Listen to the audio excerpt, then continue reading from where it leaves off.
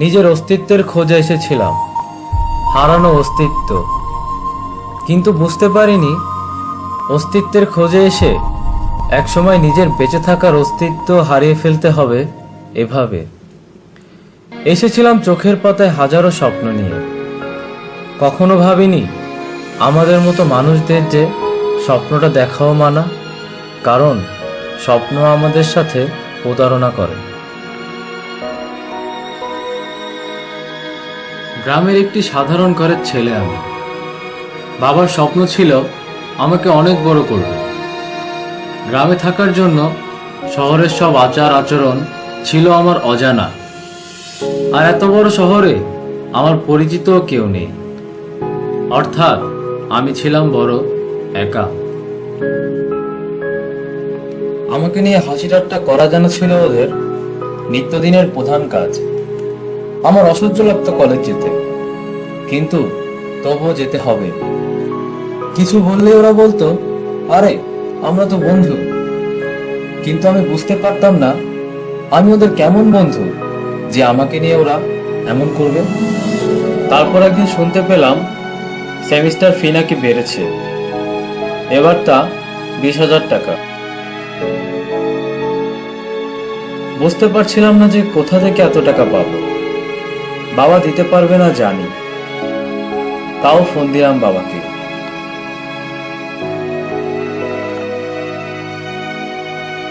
জানতাম বাবা পারবে না, বলল তার পক্ষে এখন সম্ভব না কোনো মতেই, তবুও চেষ্টা করবে। আমি জানি বাবার কষ্ট হবে, তাই বললাম আমি ব্যবস্থা করব। কিন্তু এই অচেনা শহরে আমার পক্ষে কোনো মতেই সম্ভব না টাকাটা জোগাড় করা। তাই আমার বড়লোক বন্ধুদেরই বলবো ভাবলাম, ওরাই শেষ ভরসা। ভেবেছিলাম হয়তো বন্ধুদের সাহায্য পাবো। আমি ওদের বলেছিলাম যত তাড়াতাড়ি সম্ভব আমি ওদের টাকাটা দিয়ে দেব। কিন্তু ওরা বলল টাকা ফেরত দিতে হবে না, বদলে ওদের একটা কাজ করে দিতে হবে, আর তা হলো একজনকে মারতে হবে।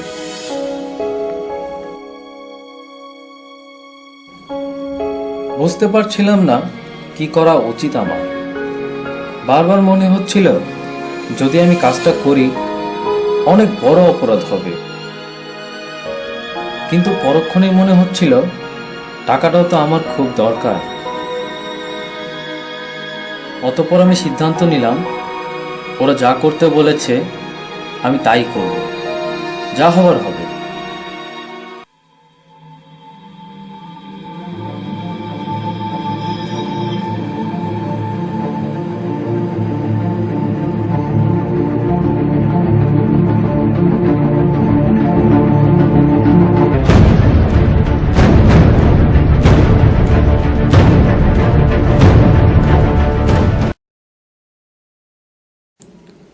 কিন্তু আমি ভুল ছিলাম, টাকাটা ওরা দেয়নি, কারণ ওরা ভাবতেই পারেনি আমি কাজটা করতে পারবো।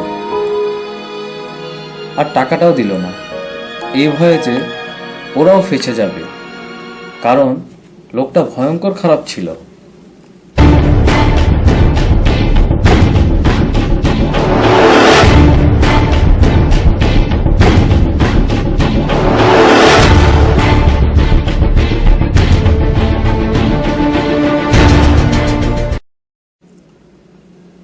উপায় না দেখে আবার বাবাকে ফোন দিলাম আর বলে দিলাম সব কথা।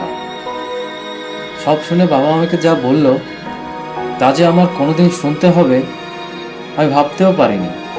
বাবা বলল আমি যেন তার সাথে আর যোগাযোগ না রাখি।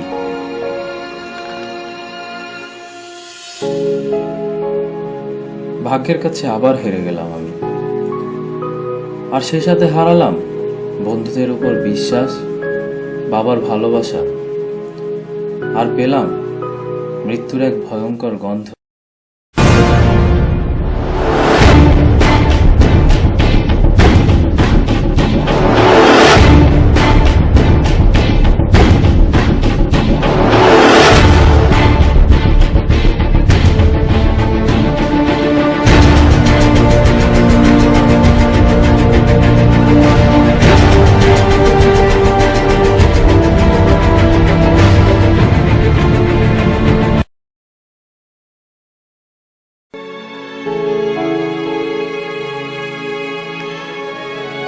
সকাল থেকেই মনটা অনেক খারাপ।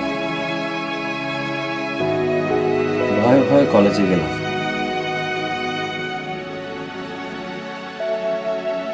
লোকটা বলেছিল প্রাইম ব্যাংক হতে যারা গরিব, মেধাবী, তেমন ছাত্রছাত্রীদের তারা কিছু টাকা দিয়ে সাহায্য করবে।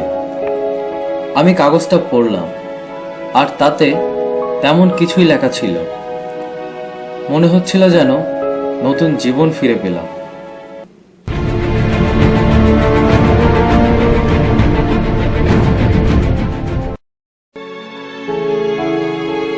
কিন্তু এবারও সেই বন্ধুরা আমাকে আবার ঠকালো।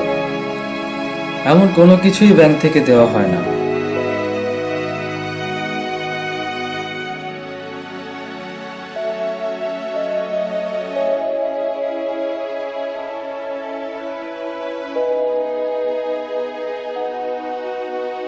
চরম অপমানের শিকার হলাম আমি।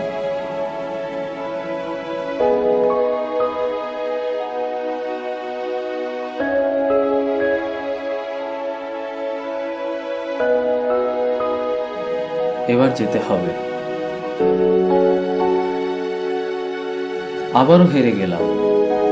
আবারও উপহার পেলাম অপমান আর একরাশ হতাশা।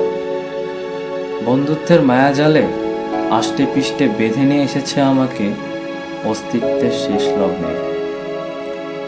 জানি না কি দোষ ছিল আমার, গরিব হওয়া নাকি তোদের সাথে দেখা হওয়া।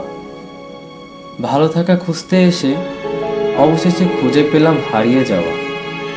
পৃথিবীর সব বন্ধুত্ব কি এমন, নাকি ভালো কিছু আছে জানি না। জানতেই এসেছিলাম, পারলাম না। হারিয়ে ফেললাম আমার অস্তিত্ব।